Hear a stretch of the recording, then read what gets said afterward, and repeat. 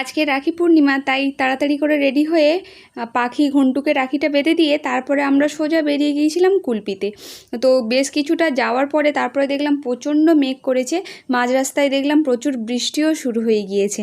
তারপরে আমরা একটা দোকানে দাঁড়িয়েছিলাম, বৃষ্টি প্রায় আধা ঘন্টার উপরে বৃষ্টি হলো। তারপরে আমরা আবার বাড়িতে গেলাম, গিয়ে দেখলাম এখনও কেউ আসেনি, মানে আমার ননদরা কেউ আসেনি। তারপরে ছোটো ননদ এলো, এসে ছোটদি আগে তার ভাইকে রাখি বাঁধলো, তারপরে এলো বড়দিও সোপানকে রাখি বাঁধলো। তারপরে এখনও পাখি তার দাদাদের জন্য অধীর আগ্রহে অপেক্ষা করছে, কারণ দাদাদের পড়া আছে, পড়া সেরে তারপরে আসবে।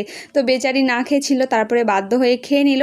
খেয়ে নেওয়ার পর প্রথমে ওর রিকদাদা আসলো, রিকদাদা আসার পরে ও রিকদাদাকে রাখি বাঁধলো। হ্যাঁ, তার মাঝখানে অবশ্য আমার মানে প্রতাপদা এসেছিল, মানে ছোটদির বর। আমি প্রতাপদাকে রাখি বাঁধলাম, তারপরে সবাই মিষ্টি খাওয়ালো। তারপরে রিক আসলো, রিক আসার পরে প্রথমে প্রত্যুষা, মানে এটা হচ্ছে ছোটদির জায়ের মেয়ে, প্রথমে প্রত্যুষা রাখি বাঁধলো। তারপরে পাখি স্নান টান সেরে সুন্দরভাবে একটা সুন্দর জামা পরে এসে দাদাকে রাখি বাঁধলো। তারপরে আবার মিষ্টি খাওয়ানোর সময় জিজ্ঞেস করছে, তোকে কোন মিষ্টিটা খাওয়াবো বল। তো ও আবার বেছে দিল কোন মিষ্টিটা খাবে আর কি। তারপরে রাখি বাঁধলো, সমস্ত অনুষ্ঠান